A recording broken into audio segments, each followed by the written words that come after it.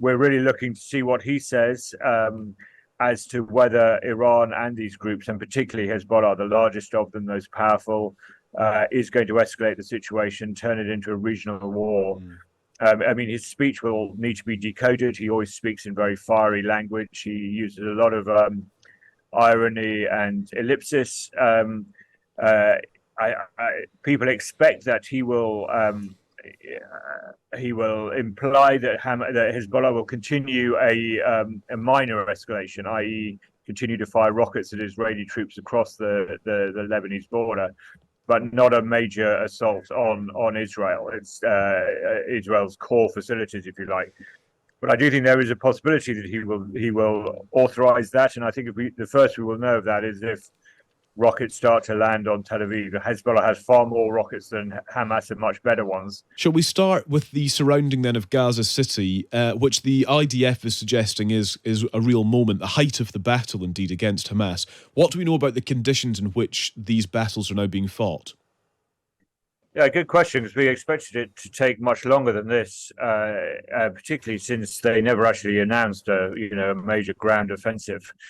They said it was sort of piecemeal incursions, but those thrusts from the northeast, the northwest, and then from the southeast does seem to have got to Gaza City within a few days.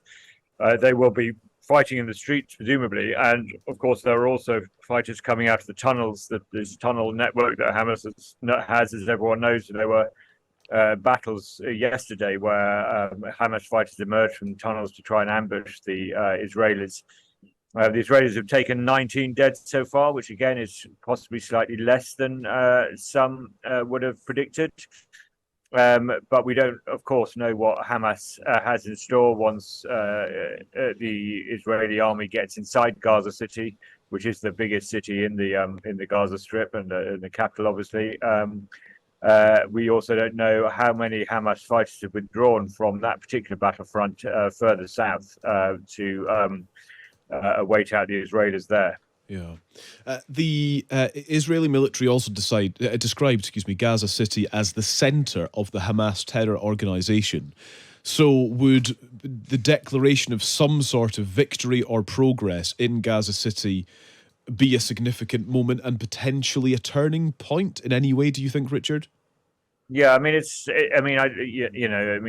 there's a lot of rhetoric, and of course, in some senses, Gaza City is, as I say, it's the capital of the Gaza enclave. It's the biggest city.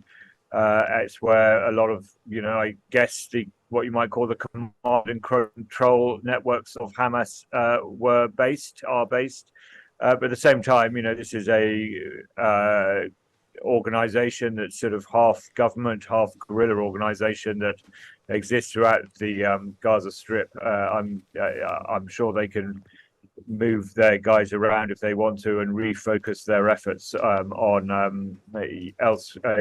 refocus their command networks elsewhere. I mean, this is not like what this isn't is a Western type army where you need a centralized computer system to run your air force. It's not that kind of thing. They can operate from anywhere in Gaza. What about then away from Gaza City to those Israeli towns near the Gaza border, which you've been writing about for the Times in the last, it's available online right now. But this sort of dispatch from these towns, which you describe as being full of fear and ghostly quiet, that's the headline on the article at least.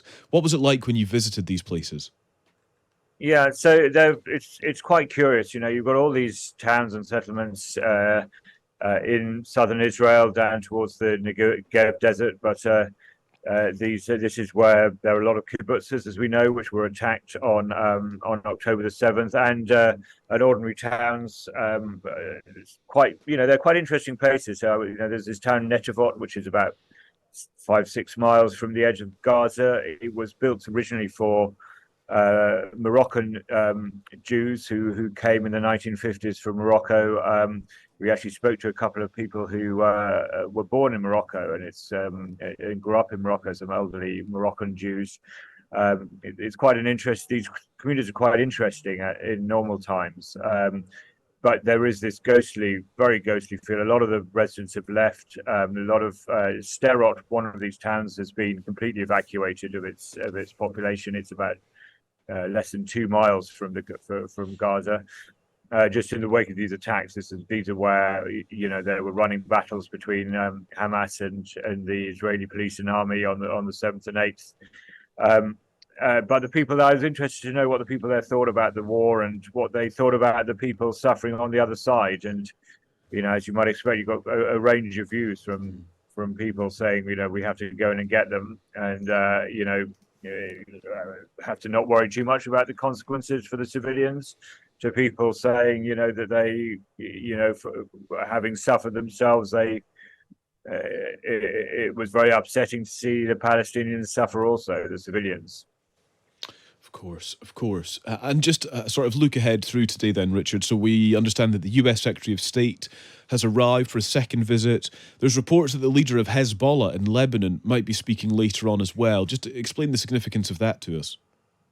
Yeah, this is for people who watch this region. This is the the big political news of the week is this speech by Hassan Nasrallah. He's the leader of Hezbollah. He's been the leader for decades now. He's in the world of the resistance, as they call it, the Iran-backed resistance to Israel, all these militias that Iran supports, rebel groups from Yemen to Syria to Iraq and Lebanon.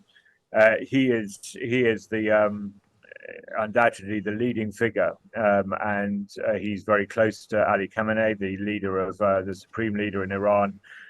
So we're really looking to see what he says as to whether Iran and these groups, and particularly Hezbollah, the largest of them, most powerful, is going to escalate the situation, turn it into a regional war. I mean, his speech will need to be decoded. He always speaks in very fiery language. He uses a lot of irony and ellipsis. People expect that he will imply that Hezbollah will continue a minor escalation, i.e., continue to fire rockets at Israeli troops across the Lebanese border, but not a major assault on Israel. It's Israel's core facilities, if you like. But I do think there is a possibility that he will authorize that, and I think the first we will know of that is if rockets start to land on Tel Aviv. Hezbollah has far more rockets than Hamas, and much better ones, and that will be a real challenge to Israel and its Iron Dome system. So I don't think that's going to happen, but I think there is a possibility of that. Richard, really good to speak to you. Thank you for the update. Richard Spencer reporting from Tel Aviv.